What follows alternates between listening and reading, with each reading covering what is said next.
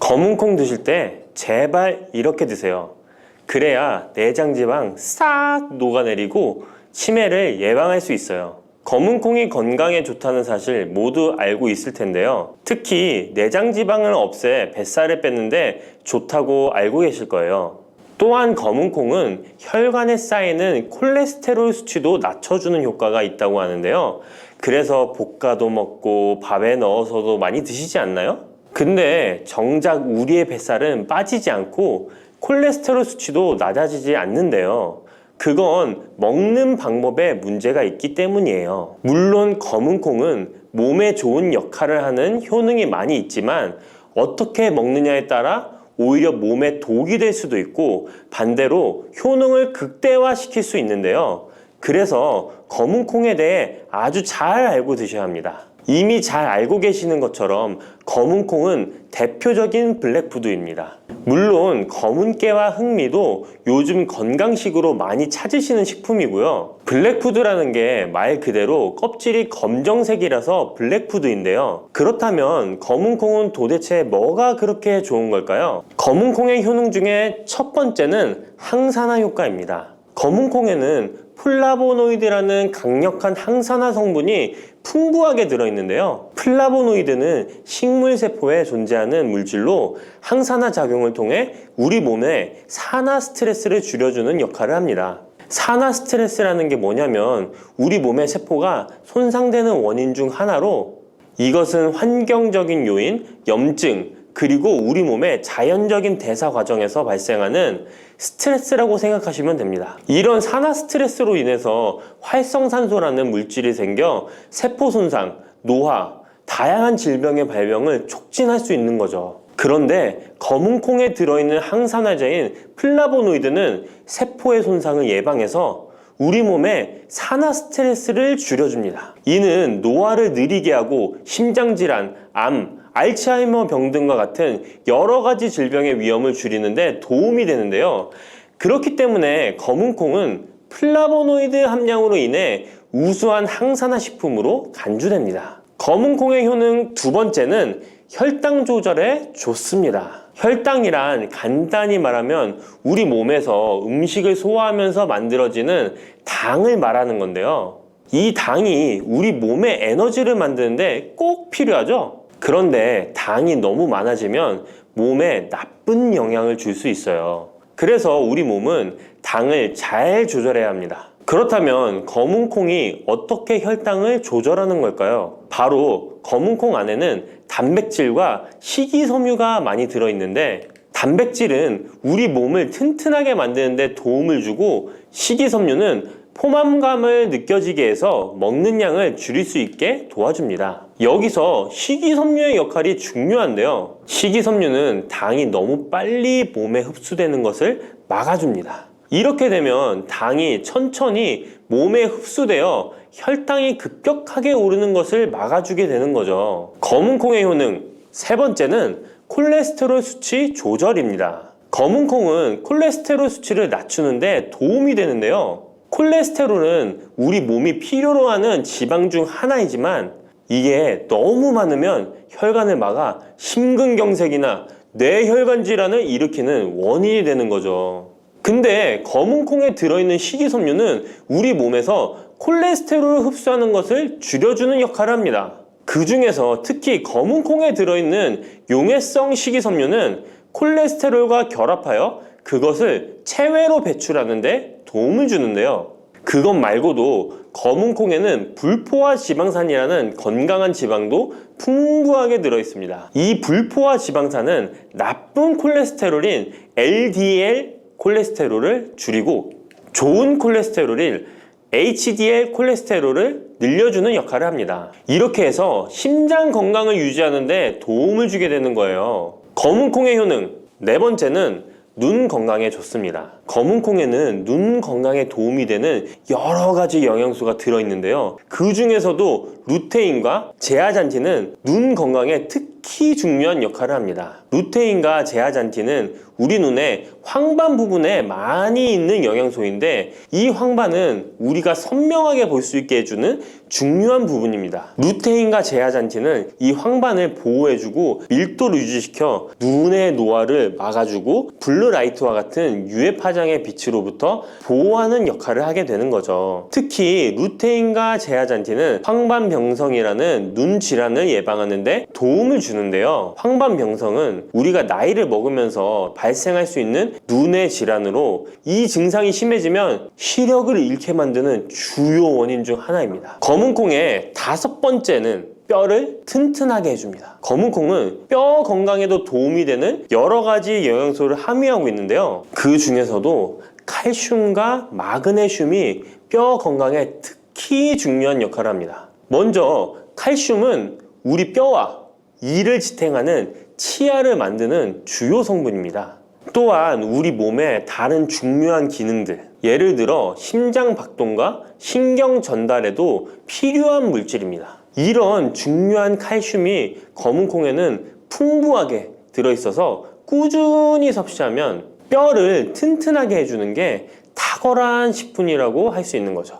그리고 마그네슘도 뼈 건강에 중요한 역할을 하는 미네랄인데요. 마그네슘은 칼륨이 우리 뼈에 제대로 흡수되는 것을 도와줍니다. 또한 이 마그네슘은 뼈의 구조를 유지하는 데 필요하며 뼈를 강하게 만드는 데 도움을 줍니다. 검은콩의 효능 6번째는 피부 노화를 막아주는 효능이 있습니다. 검은콩에 들어있는 비타민 E, 아미노산, 그리고 항산화 성분이 피부 건강에 특히 중요한 역할을 합니다. 먼저 비타민 E는 피부를 보호하는 데 중요한 역할을 합니다. 비타민 E가 피부의 수분을 유지하는 데 도움을 주는데요. 추가로 비타민 E는 피부의 재생을 지원하고 피부 표면의 건강을 유지하는 데 필요한 지방산을 보호하는 역할까지 합니다. 이것뿐만 아니라 검은콩에 들어있는 아미노산은 우리 몸에 단백질을 만드는 데 필요한 성분인데요. 이게 왜 피부에 좋냐면 우리의 피부는 대부분 콜라겐이라는 단백질로 이루어져 있는데 바로 이 콜라겐은 피부의 탄력을 유지해 주는데 좋아서 항상 탱탱한 피부로 보이게 되는 거죠. 또한 검은콩에는 아미노산이 풍부하게 들어있는데요. 아미노산도 콜라겐 생성에 도움을 줍니다. 검은콩의 효능 7번째는 치매를 예방하는 효능이 있습니다. 검은콩에는 오메가3 지방산이라는 불포화 지방산이 들어있는데요. 이 오메가3 지방산은 우리 몸이 스스로 생성하지 못하기 때문에 식품을 통해 섭취해야 하는 필수 지방산입니다. 근데 오메가3 지방산이 뇌 건강에 매우 중요한 영향이 있다는 게 포인트인데요. 뇌는 약 60%가 지방으로 이루어져 있고 그중 대부분이 오메가3 지방산인 DHA로 구성되어 있습니다. 바로 이 오메가3가 뇌세포의 막을 구성하며 신경 전달 물질의 생성과 기능에 관여하여 학습 능력과 기억력을 향상시키는 데 도움을 줍니다. 또한 오메가3 지방산은 뇌 염증을 줄이고 뇌세포를 보호하는 역할도 하는데요. 이것은 뇌 노화를 지연시키고 뇌 질환을 예방하는 데 도움을 주게 되는 거죠. 결국 오메가3 지방산은 치매 같은 뇌질환의 위험을 감소시키는데 효과적이라고 할 수 있습니다.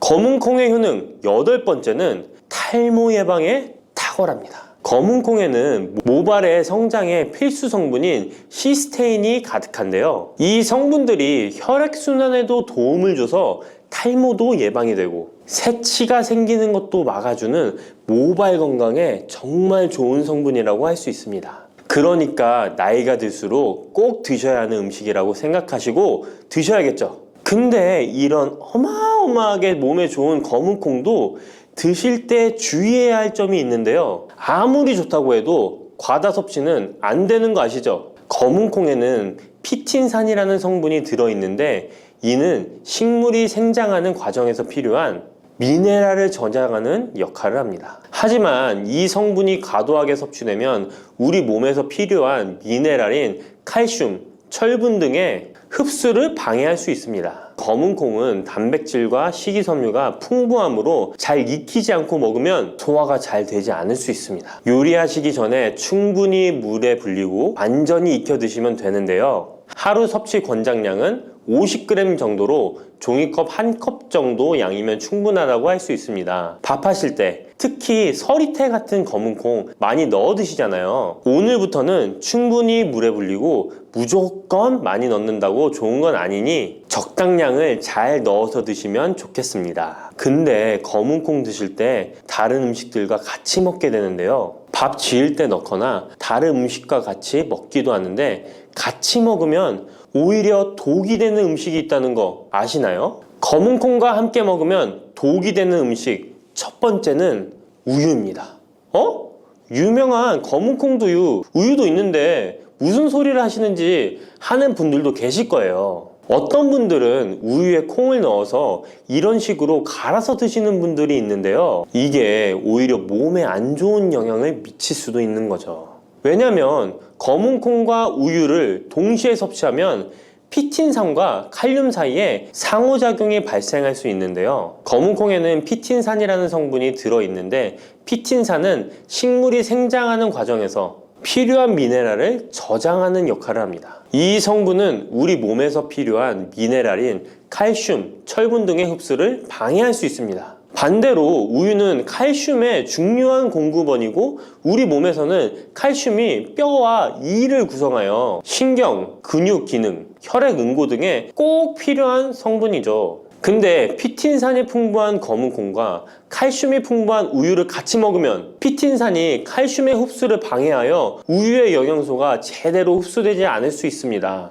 같이 드시면 절대 안 되거나 나쁜 큰 영향을 미친다는 것이 아니라 각각의 영양소의 섭취 목적으로는 따로 먹는 걸 추천드리는 거예요. 오해하시면 안 돼요. 검은 콩과 함께 먹으면 독이 되는 음식 두 번째는 토마토입니다. 왜냐면 토마토가 콩의 단백질 흡수를 방해하고 소화를 어렵게 만들 수 있는 산성이기 때문인데요. 토마토의 산성 성분이 단백질의 흡수를 방해하면 콩에 충분히 있는 단백질이 몸에 흡수가 안 되어 콩의 영양 가치가 아무런 의미가 없게 되는 상황이 올 수 있는 것입니다. 또한 토마토의 산성 성분은 이미 단백질이 풍부하고 소화하기 어려운 콩을 더욱 소화하기 어렵게 만들 수 있습니다. 그렇지 않아도 나이가 들면 신진대사가 활발하지 않아 소화가 안 되는데 소화불량을 일부러 만들 필요는 없겠죠? 검은 콩과 함께 먹으면 독이 되는 음식 세 번째는 달걀입니다. 달걀에는 비타민 A가 풍부하게 들어있는데요. 비타민 A는 우리 몸의 면역 시스템을 강화시키며 시력을 유지하는 데 필요하고 세포의 성장과 분열에 중요한 역할을 합니다. 그리고 검은 콩에는 트립신이라는 아미노산이 들어있는데요. 트립신은 우리 몸에 단백질을 만드는데 필요한 중요한 구성 요소이며 신경 전달 물질인 세로토닌과 멜라토닌의 생산에도 필요한 아미노산입니다. 그런데 달걀의 비타민 A와 검은 콩의 트립신이 함께 섭취되면 어떻게 될까요? 둘 사이에 화학적 상호작용이 발생하여 소화 과정에 영향을 미칠 수 있는데요. 이 상호작용은 단백질의 소화를 방해하거나 비타민 A의 흡수를 저해하게 되는 거죠. 트립신은 소화 효소의 활동을 저해하는 특성이 있습니다. 따라서 트립신이 풍부한 검은 콩과 비타민 A가 풍부한 달걀을 함께 섭취하면 좋은 영양소를 흡수 못하는 결과를 가져올 수 있습니다. 앞으로는 무심코 검은 콩과 같이 먹을 때 독이 되는 음식은 같이 안 드셨으면 좋겠습니다. 그렇다면 같이 먹을 때 궁합이 정말 잘 맞는 음식도 있지 않을까요? 정말 찰떡 궁합인 음식들도 있습니다. 검은 콩과 궁합이 정말 잘 맞는 음식 첫 번째는 흰 쌀밥입니다. 이미 다들 밥에 검은 콩 넣어서 드시잖아요. 밥하고 검은 콩은 그만큼 궁합이 잘 맞는다고 알고 계신 거죠. 검은 콩에 들어있는 식이섬유는 소화 과정에서 천천히 분해되고 흡수되어 장기간 동안 포만감을 유지시키는데 도움이 되는데요. 밥과 함께 섭취하면 이런 효과가 더욱 증가를 하게 돼서 다이어트에도 효과적이라고 할 수 있습니다. 검은 콩에는 저항성 전분이라는 성분이 들어있는데 이 성분은 혈당 수치의 급격한 상승을 막아주는데요. 흰 쌀밥에는 탄수화물이 많아서 혈당 수치가 급격히 상승할 수 있지만 검은 콩과 함께 섭취를 하면 당 수치를 완화시키는데 도움이 되는 거죠. 이처럼 검은 콩과 흰 쌀밥을 같이 먹으면 충분한 영양소 섭취, 포만감, 혈당 조절 이렇게 일석삼조의 효과를 누릴 수 있으니 정말 찰떡궁합인 것입니다. 검은 콩과 궁합이 정말 잘 맞는 음식 두 번째는 당근입니다. 당근에는 비타민, 미네랄, 식이섬유 등 다양한 영양소를 함유하고 있는데요. 특히 루테인이 풍부한 당근은 강력한 항산화 효과와 눈 건강을 유지하는 데 좋은 재료입니다. 검은 콩과 루테인이 풍부한 당근을 함께 섭취하면 콩의 단백질이 당근의 영양소를 흡수를 돕는 동시에 당근의 루테인이 콩의 영양소 흡수를 돕습니다. 서로 소화가 잘 되게 영양소 흡수가 잘 되게 도와주는 음식인 거죠. 당근 말고도 시금치와 같은 채소도 같은 역할을 하니 식사하실 때 당근이 들어간 음식이나 시금치 나물 같은 음식들과 같이 드시면 효과가 정말 좋을 거라 생각합니다. 검은 콩과 궁합이 정말 잘 맞는 음식 세 번째는 닭고기입니다.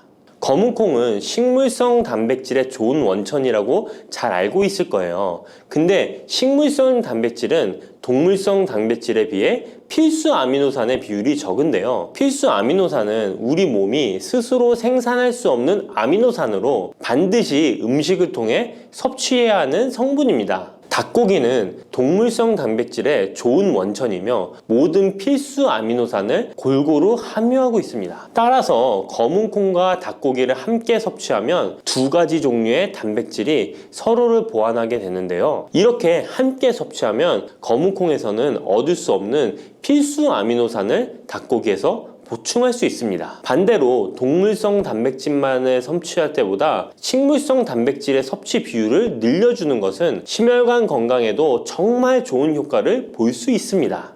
마늘이 몸에 좋다는 사실은 너무도 잘 알고 계시죠? 그런데 이것과 함께 먹으면 암과 치매에 걸린다니 깜짝 놀라셨나요? 아무리 몸에 좋은 마늘이지만 함께 먹으면 오히려 몸에 독이 되는 음식들도 있습니다. 그리고 마늘은 생마늘, 구운 마늘, 찐 마늘, 절인 마늘, 흑마늘 등 먹는 방법이 다양하잖아요. 이렇게 먹는 방법에 따라서도 우리 몸에 주는 효능이 다르답니다. 여기서 잠깐! 마늘 껍질은 대부분 먹지 않고 버리시잖아요. 마늘 껍질 오늘부터 절대 버리지 마시기 바랍니다. 마늘 껍질을 왜 먹어야 하는지 그리고 어떻게 먹어야 하는지 알려드릴게요.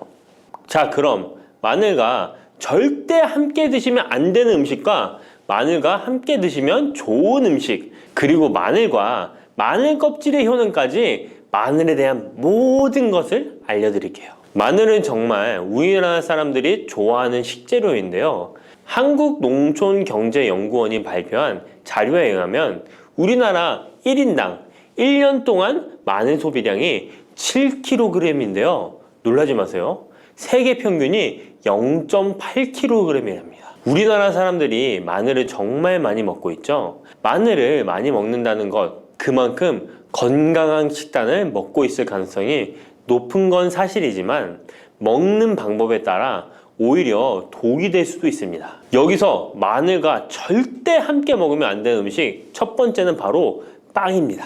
마늘빵 아시죠? 마늘이 발라져 있어 달콤 쌉싸름한 마늘 맛도 나고 향긋한 향도 좋아 즐겨 먹게 되는데요. 마늘이 있어서 몸에도 좋은 빵이라고 착각하고 즐겨 드실 수 있는데요. 마늘빵은 절대 드시면 안 됩니다. 왜냐하면 빵의 재료인 밀가루는 탄수화물이 주 성분인데요. 밀가루의 고탄수화물은 소화 과정에서 당으로 분해되고 혈당 지수를 급격히 올리게 되며 이때 인슐린의 분비가 과도하게 됩니다. 이런 현상이 반복되게 되면 체내의 인슐린 저항성이 높아지고 췌장을 망가뜨려 당뇨를 유발할 수 있는 것입니다. 그리고 이 당은 몸에 흡수되면서 지방으로 변하고 쉽게 살이 찌게 되어 비만을 야기할 수 있습니다. 밀가루 빵을 만들면 글루텐이라는 단백질이 생성되는데 이 글루텐은 소화불량, 복통, 변비 등 증상을 유발할 수 있습니다.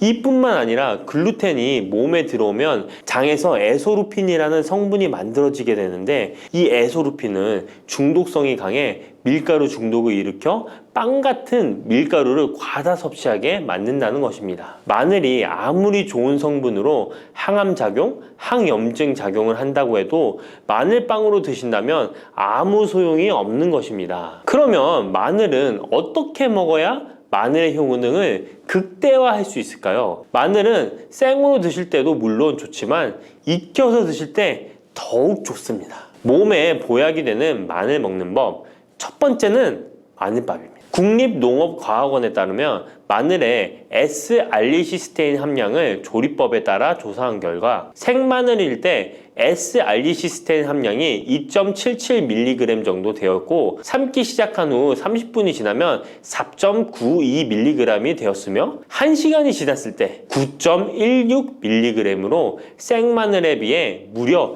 4배 이상이 많아진다고 했습니다. 뿐만 아니라 121도의 온도에서 1시간 동안 마늘을 쪘을 때 S-알리시스테인 함량이 50.24mg으로 생마늘보다 18배 정도 높았다고 연구 결과를 발표했습니다. 따라서 마늘을 드실 때는 1시간 이상 끓여서 드시는 것이 좋은데요. 이런 방법이 번거로워 추천드리는 방법이 바로 마늘밥입니다. 밥을 할 때 마늘을 넣는데요, 1인분에 마늘 3, 4알 정도씩 넣어서 밥을 하시면 됩니다. 현미가 있다면 현미를 넣은 마늘밥을 하시면 더욱 좋은데요, 현미 속에는 티아민이라는 성분이 있는데 마늘의 S-알리시스테인과 현미의 알리티아민 두 가지 성분을 모두 섭취하여 항암 효과뿐만 아니라 피로회복, 근육통 완화에도 좋은 밥이 되는 것입니다. 그럼 마늘밥을 하기 위해 마늘을 까고 나면 껍질은 어떻게 하셨나요? 버리셨나요? 오늘부터는 절대 버리지 말기 바랍니다. 마늘에 효능하면 첫 번째로 생각나는 것이 아마도 항암 효과일 거예요. 그런데 마늘 껍질을 통해 엄청난 항암 효과를 누릴 수 있는데요, 우리나라 연구진에서 연구한 결과 마늘 껍질을 70% 에탄올 용매로 반복 추출해서 만든 마늘 껍질 추출물이 암 예방 효과에 탁월한 효능이 있다고 발표되었습니다. 특히 유방암,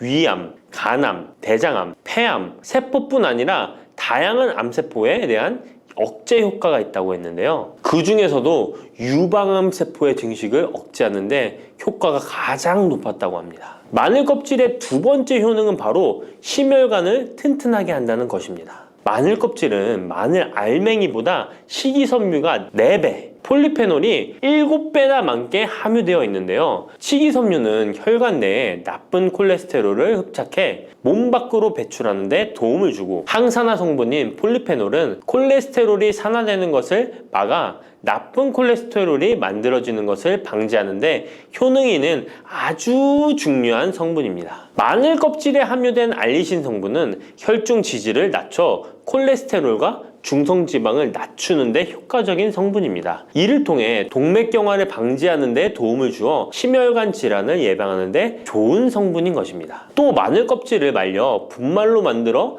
음식에 넣어 드시면 비만을 막아주는 효과를 볼 수 있는데요, 식이섬유가 풍부해 지방의 흡수를 막고 나쁜 지방을 배출하는 데에도 탁월한 효능이 있습니다. 뿐만 아니라 체내 지방의 대사를 촉진하여 지방 분해가 빠르게 일어나 체지방을 제거하는 데 아주 효과적입니다. 그리고 마늘 껍질 분말로 드시는 방법 말고 차로도 드시는 방법이 있는데요, 마늘차 우리는 법을 알려드릴게요. 마늘 껍질을 깨끗하게 씻어 말린 다음에 기름을 두르지 않은 팬에 마늘 껍질을 넣고 볶아주어 수분을 없애줍니다. 이렇게 하는 이유는 수분을 없애는 것도 있지만 마늘 껍질을 열을 가하게 되면 항산화 성분인 폴리페놀과 플라보노이드 성분이 증가하기 때문입니다. 이렇게 수분을 없앤 마늘 껍질을 냉동실에다 보관하셨다가 드실 때 끓는 물에 소주 반 컵을 넣고 물 1리터, 마늘 껍질 15g 정도 넣고 끓여주시면 됩니다. 이렇게 끓인 마늘 껍질차를 따뜻하게 드셔도 되고 냉장고에 넣어 시원하게 드셔도 괜찮습니다. 마늘이 몸에 좋다고 해서 꿀에 마늘을 재워 드시는 분 계시잖아요. 물론 꿀마늘이 몸에 좋은 분들도 계시지만 꿀과 마늘은 절대 함께 드시면 안 되는 음식입니다. 식품 비방이라는 문헌에 보면 꿀과 마늘은 함께 먹으면 안 된다라고 적혀 있는데요. 그 이유는 꿀과 마늘은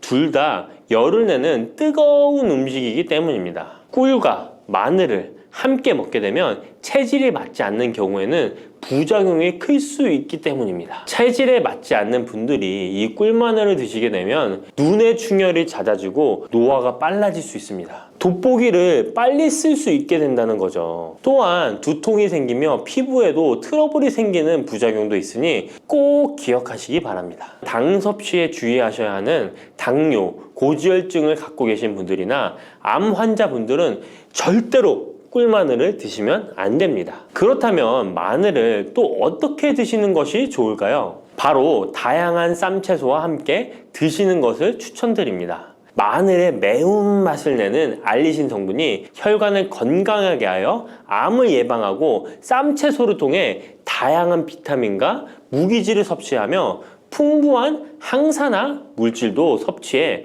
활성산소를 제거하고 혈관을 깨끗하게 해 노화를 방지하고 활력이 넘치는 건강한 몸이 될 수 있는 것이죠. 그런데 마늘을 반찬으로 만들어 드실 때 절대 드시면 안 되는 것이 있습니다. 그것은 바로 마늘장아찌입니다. 아니, 마늘장아찌가 왜? 라고 의문이 생기는 분들이 계시죠? 모든 마늘장아찌가 안 된다는 것이 아니라 설탕이 많이 들어간 마늘장아찌는 만들어 드시면 안 됩니다. 시중에 판매되는 마늘장아찌에는 설탕이 많이 들어가 있을 가능성이 높으니 절대 드시지 않기를 바랍니다. 몸에 좋은 마늘도 설탕과 함께 먹으면 오히려 독이 되는데요. 설탕이 많이 함유된 마늘장아찌를 드시게 되면 혈당이 급격하게 오르고 인슐린 저항성이 높아지며 혈액 속에 중성지방이 많아져 혈액을 끈적하게 만들게 됩니다. 또한 설탕을 많이 섭취하게 되면 뇌에서 기억력을 담당하는 해마의 크기를 줄어들게 해 기억력을 감퇴시키고 나아가 치매를 일으킬 수도 있습니다. 집에서 마늘장아찌를 담가 드실 때는 설탕을 넣지 말고 건강한 식재료만을 사용하시는 것이, 마늘을 건강하게 드실 수 있는 또 다른 방법은 흑마늘을 추천드립니다. 마늘에 열을 가하면 마늘색이 점점 짙어져 결국 까맣게 변하는 흑마늘이 되는데요. 그 이유는 마늘 속에 있는 당류와 단백질인 아미노산이 반응하여 갈색을 띠는 멜라노이딘 색소가 만들어지기 때문입니다. 이 반응을 마이야르 반응이라고 하죠. 고기를 구우면 빨간색의 고기가 점점 희어지다 갈색으로 변하는 반응과 같은 원리인 것입니다. 이렇게 흑마늘을 만들게 되면 생마늘보다 S알리스테인 성분이 5배가 많아질 뿐만 아니라 새로운 항산화 물질들이 많이 만들어지게 됩니다. 항암 효과가 뛰어난 폴리페놀이 생마늘에 비해 4배 이상 많아지고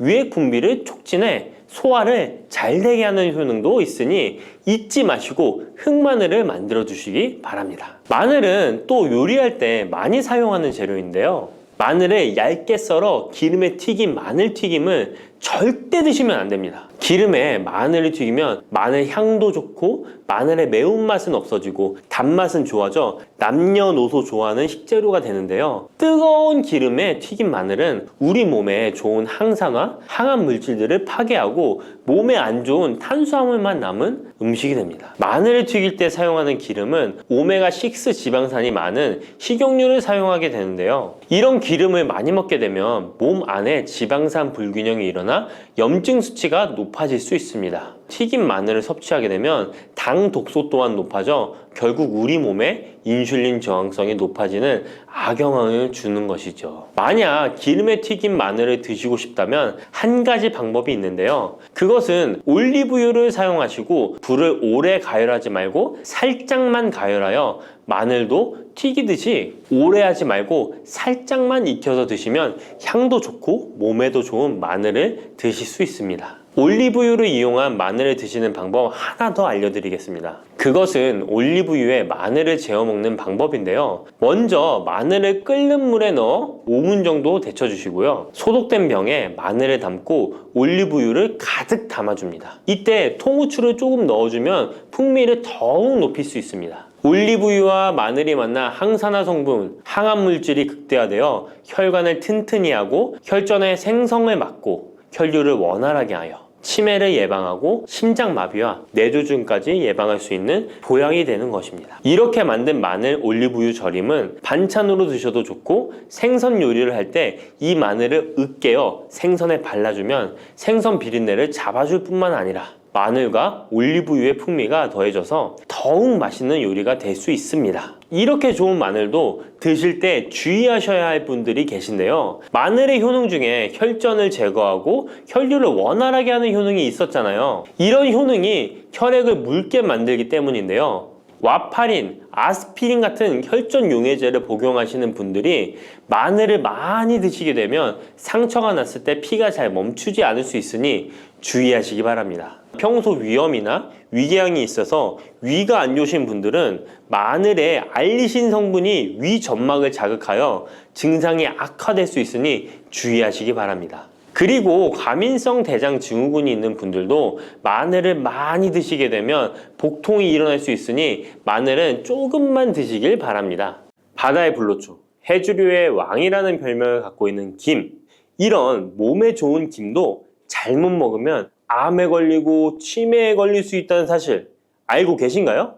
아무리 좋은 음식도 제대로 알고 드실 때 건강을 지키는 보약이 될 수 있는 것이죠. 식탁 위에 빼놓을 수 없는 반찬, 김의 효능 5가지. 김을 드실 때 주의해야 될 분들, 그리고 김과 함께 먹으면 보약이 되는 최고의 음식과 김을 굽는 방법, 좋은 김을 고르는 방법까지 김에 대한 모든 것 알려드릴게요. 입맛도 없고 마땅한 반찬도 없을 때 김 하나만 있어도 밥 한 그릇 뚝딱 해치울 수 있지 않나요? 저도 마찬가지지만 저희 아이들도 김 하나만 있어도 반찬 투정 안 합니다. 이렇게 밥 반찬으로도 최고지만 요즘 전 세계에서 우리나라 문화에 열광을 하며 우리나라 음식에도 관심이 많은데요. 최근에는 특히 바로 이 김에 대한 관심도 높아졌습니다. 냉동김밥이 어마어마하게 많이 팔리면서 김에 대한 인기도 높아져 과자처럼 간식으로 김을 많이 먹고 있다고 하네요. 전 세계적으로 선풍적인 인기를 끌고 있는 김의 첫 번째 효능은 바로 뇌를 건강하게 해서 치매를 예방하는 데 좋다는 것입니다. 김에는 뇌신경을 활성화시키는 비타민 B1과 비타민 B2가 풍부하게 들어있는데요. 이 비타민들이 뇌세포의 건강을 유지하고 신경 전달 물질을 생성하는데 도움을 주어 기억력을 향상시키고 뇌를 계속해서 활성화시켜줍니다. 또한 미네랄 성분들이 풍부하여 뇌 기능을 활성화하는 데 도움을 주어 치매를 예방할 수 있습니다. 그리고 김에는 포피란이라는 수용성 식이섬유가 풍부하게 함유되어 있는데요. 이 포피란은 혈관 내에 나쁜 콜레스테롤 LDL 수치를 떨어뜨려주는 효능이 있습니다. 따라서 혈관 내의 혈전 생성을 막아주고 동맥경화도 예방하여 혈액순환을 좋게 함으로써 뇌에도 혈류를 원활하게 해주는 것입니다. 또 김에 함유되어 있는 알긴산이라는 성분이 있는데요. 이 알긴산도 콜레스테롤이 혈관에 쌓이는 것을 방지하고 몸 밖으로 배출시켜주는 역할을 해줍니다. 국립부경대학교 연구팀의 연구 결과에 따르면 알긴산은 혈관 내의 중금속과 노폐물을 흡착하여 제거하고 혈액 속 중성지방 및 콜레스테롤을 억제하여 피를 맑게 하고 성인병 예방에 놀라운 기능을 한다고 보고하고 있습니다. 이러한 성분들의 효능으로 뇌에 필요한 영양분을 충분히 공급하고 노폐물을 빨리빨리 배출할 수 있게 되어 머리도 맑아지고 뇌신경을 튼튼하게 해주는 것이죠. 이러한 김과 계란을 함께 드시면 엄청난 시너지 효과를 누릴 수 있는데요. 계란에는 비타민 B1, 2와 콜린이라는 성분이 풍부한데 이 성분들이 뇌신경을 활성화하는 데 큰 도움을 줄 수 있습니다. 그 이유를 살펴보면 콜린은 뇌의 신경 시스템에서 중요한 역할을 하는 아세틸콜린이라는 물질의 주 성분인데, 아세틸콜린은 신경 전달 물질로 뇌 세포 사이에서 정보를 전달하는 역할을 해줍니다. 바로 이 콜린이 충분히 공급되어야 기억력, 학습 능력, 그리고 인지 기능을 유지할 수 있습니다. 이뿐만 아니라 김은 계란에 부족한 비타민 C를 보충해주고 계란은 김에 부족한 비타민 D를 보충해줘서 서로가 정말 잘 어울리는 식품이 되는 것입니다. 계란과 김이 만나면 정말 뇌 기능에 필요한 보약이나 다름이 없는 것이죠. 김의 두 번째 효능은 식물성 단백질 공급원의 최고봉이라는 것입니다. 김에 함유된 단백질의 양은 소고기보다도 많은데요. 소고기가 단백질이 풍부하다고 알고 계시잖아요. 소고기 100g당 단백질의 함량은 20g이고요. 김 100g당 단백질의 함량은 30g입니다. 소고기보다 김에 단백질이 많이 들어있다니 놀랍지 않나요? 마른 김 5장에는 계란 1개에 함유된 단백질의 양이 들어있다고 합니다. 그런데 이 단백질에 식물성 단백질과 동물성 단백질이잖아요. 이 둘을 함께 먹을 때 더욱 흡수가 잘 되어 건강에 좋은데요. 이 김과 계란을 함께 먹을 수 있는 정말 좋은 방법 알려드릴게요. 김 계란말이는 많이들 해 드시잖아요. 반찬으로 만들어 먹기도 편하고 맛도 좋아 많이들 드시는데요. 그것 말고 계란김전을 알려드릴게요. 먼저 김을 먹기 좋은 크기로 잘라주시고요. 한쪽에 놓아줍니다. 적당한 용기에 계란을 깨주시고요. 속은 한 꼬집으로 약간 간을 해줍니다. 다음에 계란을 풀어줍니다. 이제 김을 2장씩 포개어 계란물을 앞뒤로 잘 묻혀준 다음에 기름을 두른 팬에다 부쳐주시면 됩니다. 정말 쉽죠? 이렇게 김과 계란을 함께 드시면 맛도 좋고 건강도 챙길 수 있는 밥상위에 보약이 된답니다. 세 번째, 김의 효능은 항산화 작용입니다. 몸 안에 활성산소가 많아지게 되면 활성산소가 세포를 공격하여 노화시킬 뿐 아니라 암세포로 변이시켜 암을 발생시키기도 하는데요. 김에는 이런 활성산소를 제거시켜 줄 수 있는 강력한 항산화 물질인 베타카로틴이 풍부하게 함유되어 있습니다. 대표적인 강력한 항산화 물질인 베타카로틴은 당근에 많이 함유되어 있다고 다들 알고 계시잖아요. 당근보다 김에 베타카로틴이 더 많이 함유되어 있습니다. 당근 100g에는 5.516mg이 함유되어 있고 김 100g에는 무려 22,500mg이나 함유되어 있습니다. 당근보다도 4배 정도 많은 베타카로틴이 함유되어 있는 것이죠. 놀랍죠? 오늘 놀랄 일이 많은 것 같네요. 이 베타카로틴은 우리 몸속에서 비타민 A로 전환이 되는데요. 비타민 A 하면 무엇이 생각나시나요? 네, 생각하고 계신 건 맞습니다. 바로 눈이죠, 눈. 비타민 A는 시력을 보호하고 야맹증을 예방하는 데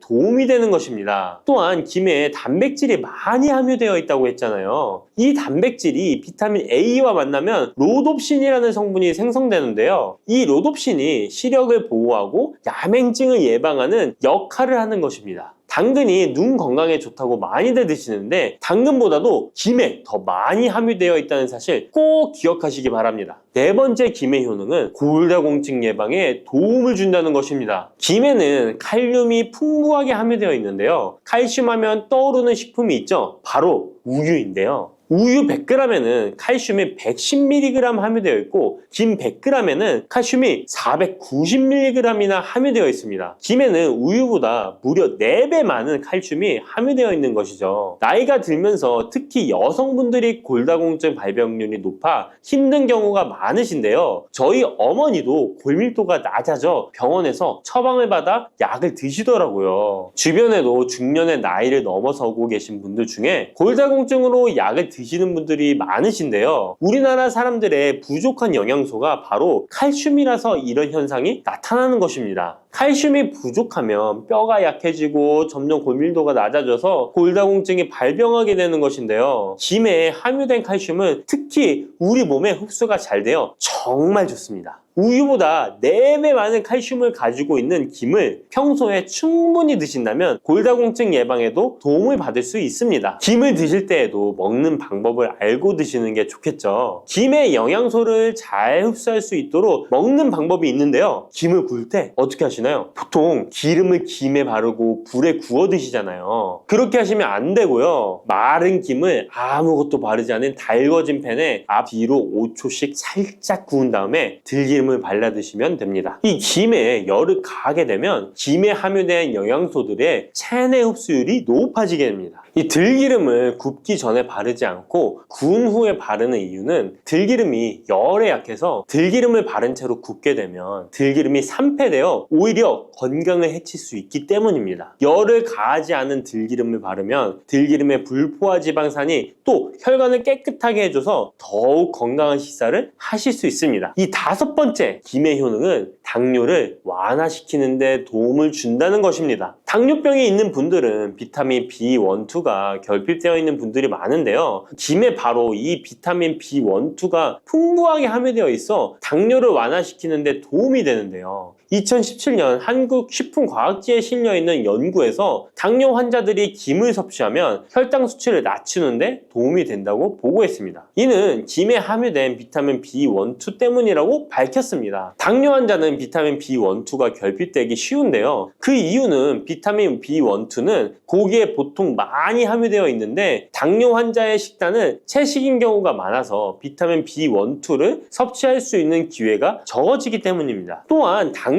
환자에게 처방되는 메트포르민 계열의 성분들의 약물이 비타민 B1, 2의 흡수를 방해해 비타민 B1, 2가 결핍될 가능성은 더욱 높아집니다. 당뇨 환자들은 고혈당으로 인해 신경이 많이 손상이 되는데요. 이 때문에 손발끝이 저리거나 통증이 오는 신경합병증이 발생하게 됩니다. 이 증상을 완화시키고 신경이 손상되지 않도록 보호하는 역할을 비타민 B1, 2가 해주는 것입니다. 이런 이유로 당뇨 환자는 비타민 B1, 2의 섭취를 신경 써서 해주는 것이 좋지만 말씀드린 대로 육류 식단은 또 당뇨 환자의 식단에 잘 들어가 있지 않죠. 그래서 비타민 B1, 2가 풍부한 김을 섭취하는 것이 당뇨 환자에게 정말 좋은 대안이 되는 것입니다. 비타민 B1, 2의 하루 권장 섭취량은 2.4mg인데요. 이는 자르지 않은 김 한 장만 섭취해도 충분히 섭취할 수 있는 양입니다. 당뇨가 있는 분들이라면 오늘부터 식사하실 때 김을 꼭 드셔야겠죠? 다만 시중에 판매되는 조미김은 기름에 구워지고 그 기름이 산패될 가능성이 높아 오히려 건강에 해로울 수 있으니까 알려드린 대로 마른 김에 기름을 바르지 않고 달궈진 팬에 살짝 구워 드시기 바랍니다. 그런데 이렇게 평소에 많이 드시고 계신데 잘못 드시면 건강을 해칠 수도 있다는 사실 알고 계신가요? 특별히 갑상선이 약하신 분들은 김을 섭취하는데 주의하셔야겠습니다. 갑상선은 우리 몸에서 가장 중요한 내분비 기관 중 하나인데요. 갑상선은 목 부분 기관지 아래에 위치한 나비 모양의 내분비 기관입니다. 중요한 여러 기능을 하지만 그 중에서도 특별히 대사율을 조절하는 기능을 합니다. 갑상선에 T3, T4 호르몬을 분비하여 우리 몸의 에너지 소비와 체온 조절을 하는데 중요한 역할을 하는 것입니다. 그리고 갑상선 호르몬은 신경 시스템의 정상적인 기능을 유지하는데 꼭 필요한데요. 이 호르몬이 제대로 분비가 되지 않아 수치가 너무 높거나 낮게 되면 우울증, 불안 증세,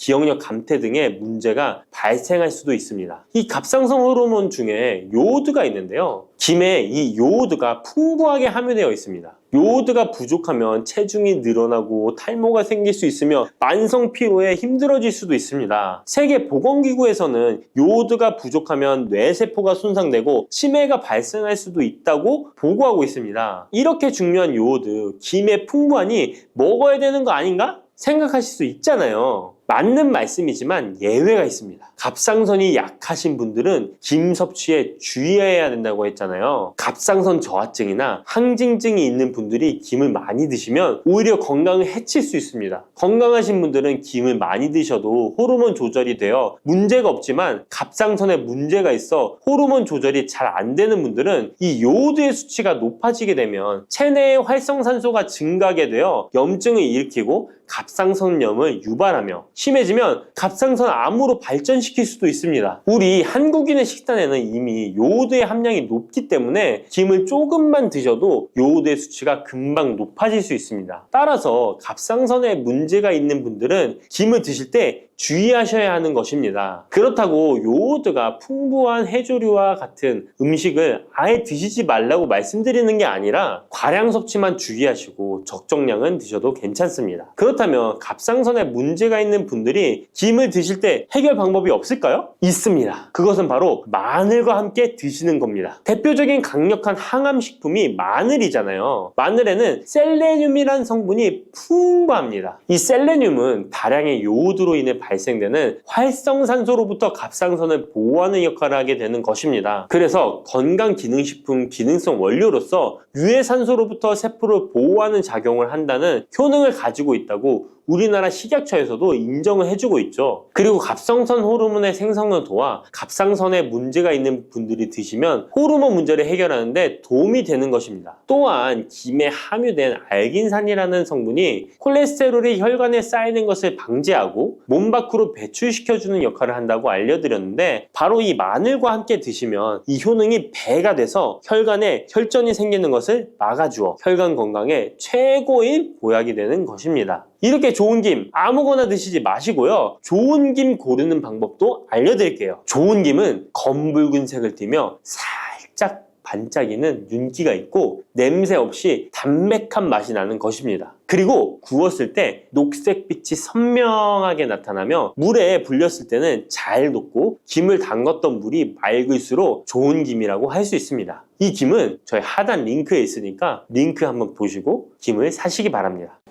시래기 다들 좋아하시나요? 저는 된장국 중에 시래기를 넣은 시래기 된장국이 제일 맛있더라고요.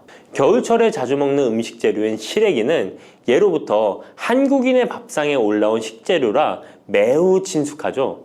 시래기는 주로 무청이나 배춧잎을 말려서 만든 것으로 과거 우리나라가 가난하던 시절 겨울철 채소로 밥상에 중요한 역할을 해왔을 뿐만 아니라 지금은 특유의 향과 식감으로 꾸준히 많은 사랑을 받고 있는데요. 시래기는 맛뿐만 아니라 몸에 좋은 성분까지 가득한 건강식품이라는 것 알고 계셨나요? 시래기의 놀라운 영양 성분과 효능 알려드릴게요. 첫 번째, 시래기의 효능은 바로 뼈 건강에 매우 좋다는 것입니다. 시래기와 뼈 건강 잘 연관지어지지 않는데요. 시래기에는 100g당 칼륨 함유량이 우유의 3배나 된다는 사실 놀랍지 않나요? 이렇게 시래기에는 칼슘이 풍부하게 들어있어서 뼈를 튼튼하게 유지하는 데 도움을 주는데요. 뼈 건강에 칼슘이 좋은 역할을 한다는 것은 다들 아시죠? 시래기는 칼슘뿐만 아니라 뼈 건강에 필수적인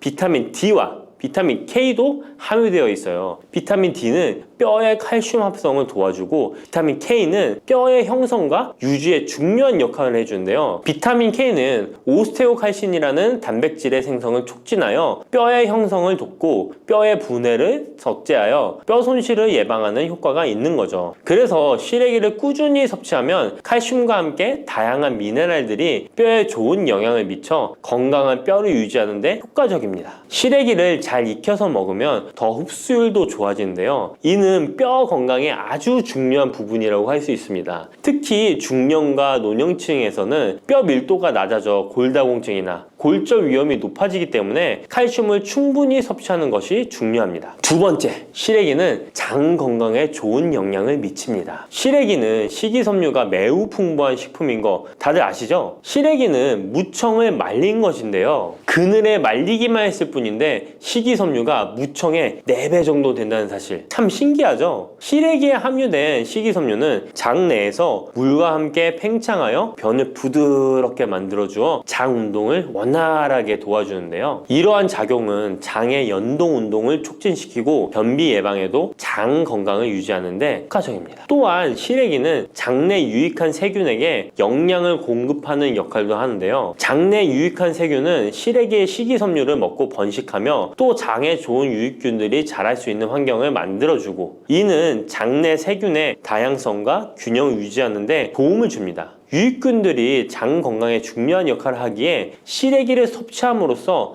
장의 환경을 개선할 수 있답니다. 이뿐만 아니라 시래기에는 항염증 작용을 하는 폴라보노이드와 폴리페놀 등의 식물 화합물이 함유되어 있는데요. 이러한 식물성 화합물은 체내의 염증을 억제하고 장내 염증을 감소시키는데 도움을 줄 수 있습니다. 시래기는 장을 건강하게 유지하고 장에서 발생할 수 있는 다양한 질병을 예방하는 데 도움이 될 수 있죠. 장 건강을 생각한다면 이제부터 시래기 꼭 섭취해야겠죠? 시래기의 놀라운 효능 세 번째는 간 해독 능력입니다. 시래기에는 항산화 작용을 하는 비타민 C와 베타카로틴이 들어있어 간 건강에 매우 좋다는 것 알고 계셨나요? 비타민 C는 보통 과일에 많이 함유되어 있다고 생각하실 텐데요. 시래기에도 비타민 C가 풍부하게 함유되어 있습니다. 시래기에 함유되어 있는 비타민 C는 강력한 항산화 작용을 가지고 있어 체내에 유해한 자유 라디칼을 중화시키고 특히 간은 우리 몸의 해독기관으로 해독작용을 잘하려면 항산화 물질이 필요한데 시래기를 섭취하면 이 항산화 성분들이 간의 해독작용을 돕고 간 기능을 강화하는 데 효과를 볼 수 있습니다. 또한 시래기에는 미네랄인 칼륨과 마그네슘도 풍부하게 함유되어 있어 이러한 미네랄은 간 기능을 지원하고 체내 독소를 제거하는 데 도움을 줄 수 있습니다. 간은 알코올이나 지방, 환경적인 유해 물질을 처리하는 중요한 역할을 하기에 시래기를 자주 섭취하는 것이 간 건강에 큰 도움이 될 수 있다는 것 꼭 기억해 주세요. 네 번째 시래기의 효능은 바로 혈관 건강에 좋은 것입니다. 시래기에는 다양한 영양소가 들어있는데 특히 혈압을 안정시키는 데 도움을 줄 수 있는 칼륨이 많이 들어있습니다. 칼륨은 나트륨을 체외로 배출시키는 역할을 하여 혈압을 조절하는 데 도움을 주고 또한 시래기에는 비타민 K도 포함되어 있는데요. 비타민 K는 혈액 응고를 조절하고 혈관을 건강하게 유지하는 데 중요한 역할을 합니다. 고혈압은 혈관 건강에 해로운 영향을 미칠 수 있으므로 칼륨이 풍부한 시래기를 섭취하면 혈압을 조절하여 혈관 건강을 유지할 수 있습니다. 국립농업과학원에서 시래기를 가지고 연구를 진행했는데요. 시래기를 5주 동안 꾸준하게 섭취한 실험쥐군들의 혈압이 일반 대조군 쥐들에 비해 혈압이 23% 유의미하게 감소했다는 결과입니다. 특히 혈압을 걱정하시는 노년분들은 시래기를 꾸준히 섭취하면 혈관 건강을 지키고 고혈압이나 동맥경화 같은 질병을 예방하는데 도움을 줄 수 있겠죠? 몸에 좋은 시래기, 이것 까먹으면 찰떡궁합인 거 아시나요?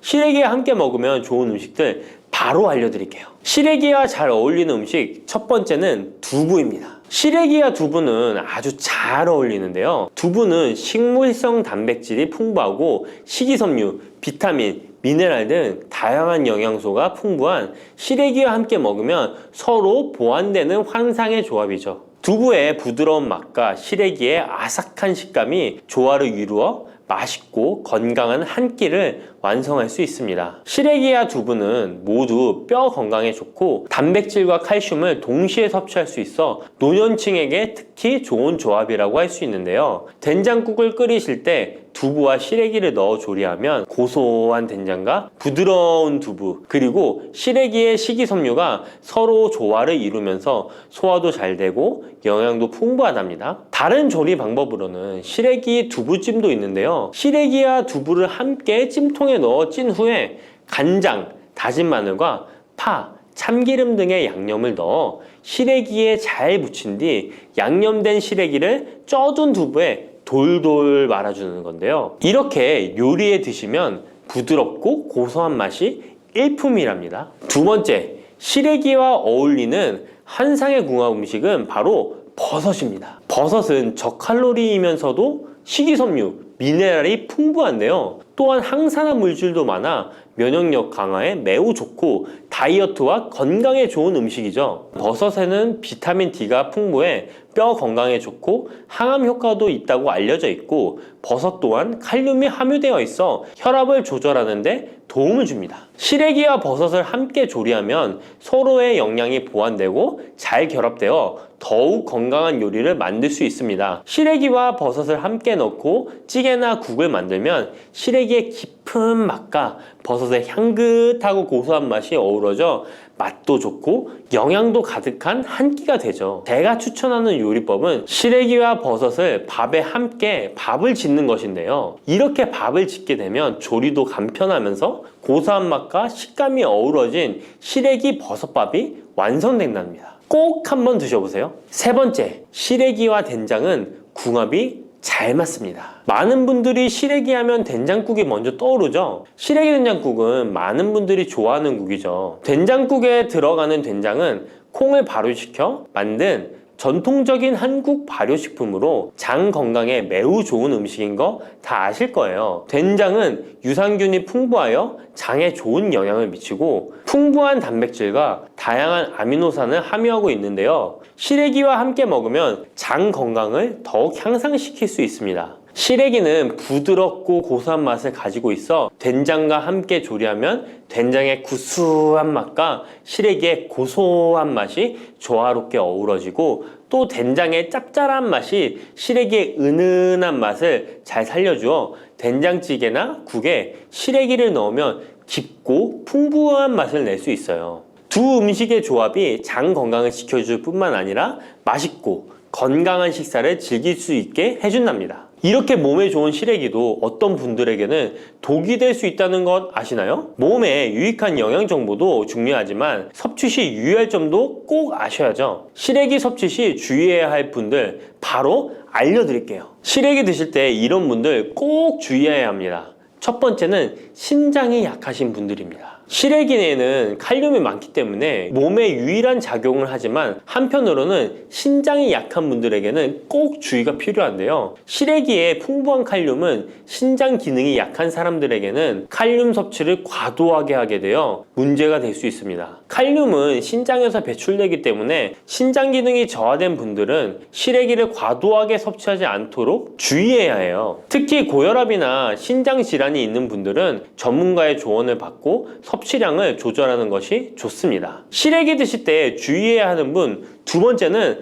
바로 소화기관이 약하신 분들입니다. 시래기는 식이섬유가 풍부한 식품으로 이 역시 몸이 건강한 분들에게는 유익한 성분이지만 소화기관이 약해지신 분들이 과도하게 섭취하게 될 경우 위장에 부담을 줄 수 있어요. 특히 장이 민감한 분들은 식이섬유가 장을 과하게 자극하고 불편하지 않게 하기 위해서 과식하지 않도록 주의하는 것이 좋습니다. 너무 많은 양을 먹으면 배가 불편하거나 소화불량을 일으킬 수 있기 때문에 적당히 섭취하는 것이 중요하다는 것 꼭 유의해 주세요.